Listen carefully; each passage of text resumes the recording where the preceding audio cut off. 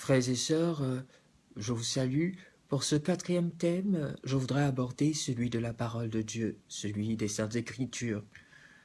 Si on veut définir de manière simple la parole de Dieu, si on veut la présenter de manière simple, on pourrait dire que la parole de Dieu, la Bible, est donc l'ensemble des écrits inspirés par Dieu, dans lesquels Dieu dévoile son plan, son projet de vie sur l'humanité, et dans lesquels il dévoile en somme ce que Dieu attend des êtres humains, comment il voudrait que l'être humain marche et se comporte sur cette terre.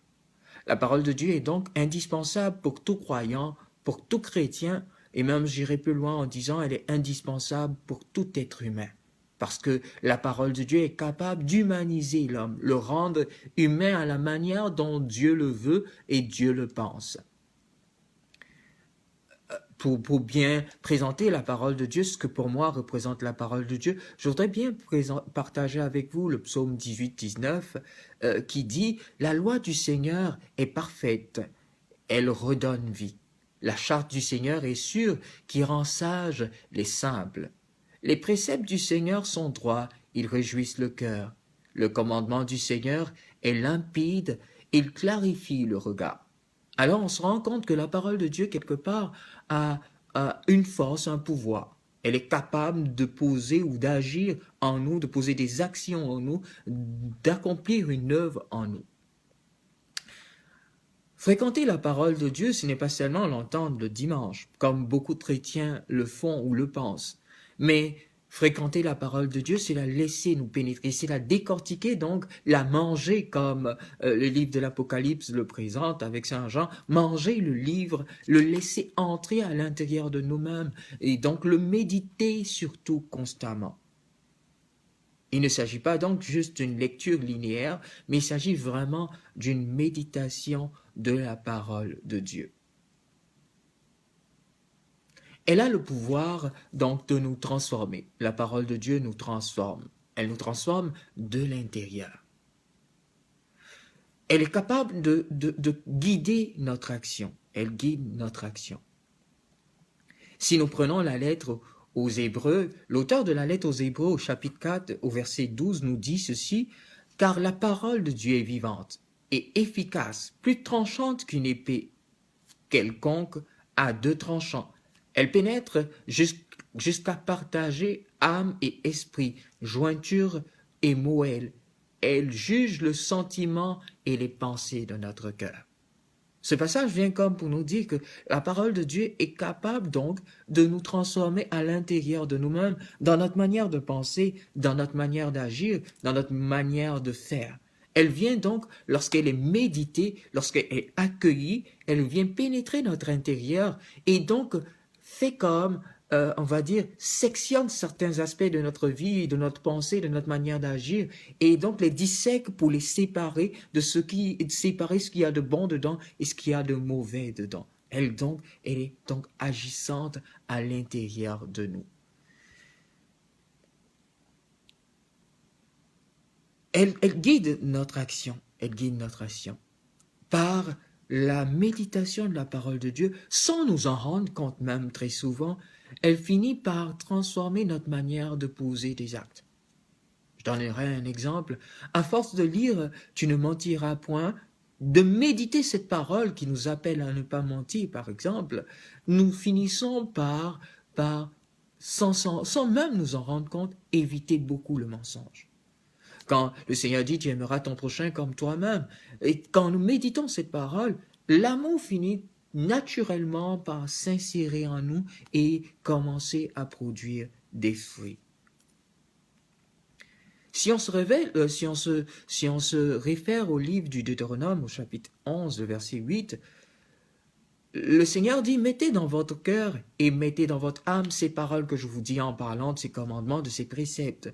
Vous les lierez comme un signe sur votre main, et elles seront comme le fronton entre vos yeux.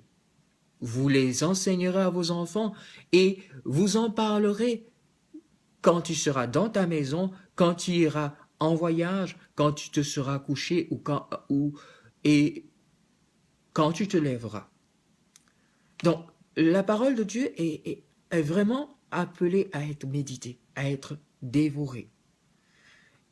Et le Seigneur dit, donc, il le dit, elle doit être dans notre cœur. Donc, guider tous nos sentiments. Si la parole de Dieu pénètre notre cœur, si elle rejoint notre cœur, elle finit par guider toute notre émotivité, nos sentiments. Donc, première des choses. Il nous invite à la lier à notre poignet. Comme vous dit, toute notre action, la main est le lieu de l'action. Donc, toute notre action, lorsque nous restons cramponnés à la parole de Dieu, toute notre action, tout notre agir finit par être guidé par cette parole de Dieu, justement, qui nous lie au poignet, à la main. Il nous invite donc à la garder sur notre front, constamment entre nos yeux, comme on dit. Donc, tout notre regard, ou tout ce que nous pénétrons du regard se retrouve comme illuminé ou éclairé de la parole de Dieu.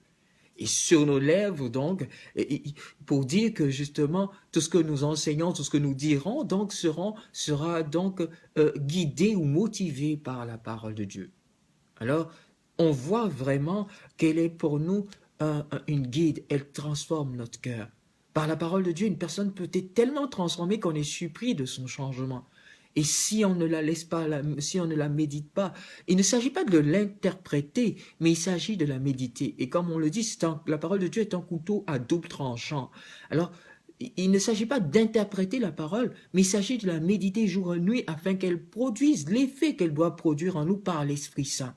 Et donc, parce que tout le monde n'est pas appelé à interpréter la parole de Dieu. Tout le monde ne peut pas l'enseigner ou la décortiquer, mais chacun de nous peut la méditer en la laissant pénétrer notre vie et notre intérieur. La parole de Dieu, elle est aussi et surtout source de bénédiction. Jean au chapitre 15, le verset 7 dit ceci, le Seigneur dit, « Si vous demeurez en moi, donc si vous êtes en communion de vie avec moi, et que mes paroles demeurent en vous, demandez tout ce que vous voudrez, et cela vous sera accordé. » Toujours cette phrase qui est fondamentale. La parole de Dieu demeure en nous, nous sommes en communion de vie avec Dieu, nous demandons des choses, bien sûr celles qui nous sont profitables, le Seigneur nous les accorde.